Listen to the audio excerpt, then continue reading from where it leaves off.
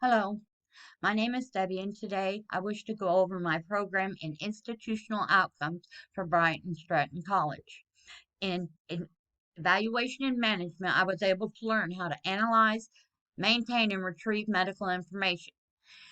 For advanced diagnostics coding, the portfolio project was based on the outcomes of the program and institutional outcomes. I also gained the information to be able to read a medical chart and pull the information I need from it. In advanced CPT and HIPAA codes, I learned the institutional outcome of abstract information from medical charts to assign the correct diagnosis ICD-10 CM code.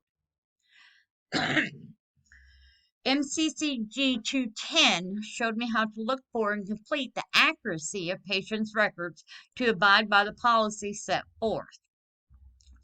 In English 202 is where I learned to navigate through the internet to search articles and to present the finished product in a PowerPoint.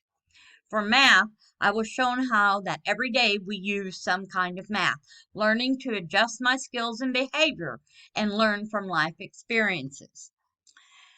For HCAS 143, it's the Human Disease and Drug Pharmacology.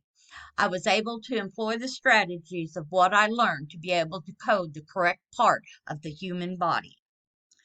Thank you.